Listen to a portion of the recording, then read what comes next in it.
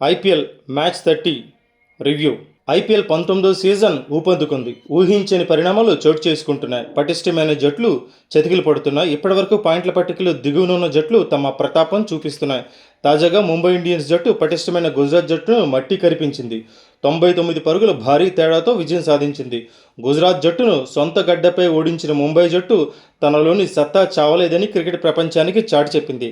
ముంబై బౌలర్లు చెలరేగి బౌలింగ్ చేసి గుజరాత్ బ్యాటర్లను బెంబేలెత్తించారు. ముంబై జట్టు యువ సంచలనం అశ్విని కుమార్ గుజరాత్ బ్యాటర్లను చావుదెబ్బ కొట్టాడు. కీలకమైన 4 వికెట్లు పడగొట్టాడు. ముంబై బౌలర్లు ఈ మ్యాచ్లో సమిష్టిగా రాణించారు. మిచెల్ శాంట్నర్ 2 వికెట్లు తీయగా గజన్ఫార్ 2 వికెట్లు పడగొట్టాడు. హార్దిక్ పాండ్యా, బుమ్రాలు చెరో వికెట్ దక్కించుకున్నారు. ఈ మ్యాచ్లో చేజింగ్ ప్రారంభించిన గుజరాత్కు తొలి బంతికే షాక్ తగింది. బుమ్రా వేసిన మొదటి బంతికే GT opener Sai Sudharsan out అయ్యాడు.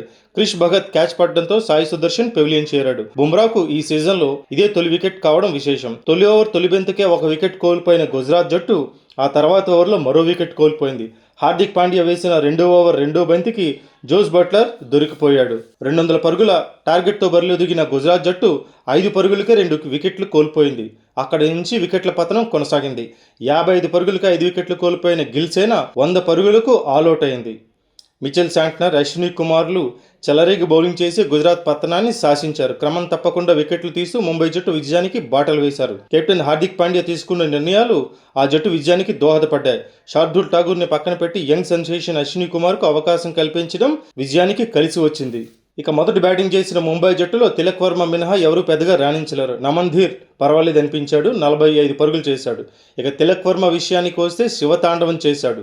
ఈ మ్యాచ్లో చివరి 5 ఓవర్లలో గుజరాత్ స్టార్ బౌలర్లను ఊచకోత కోశాడు తిలక్ వర్మ.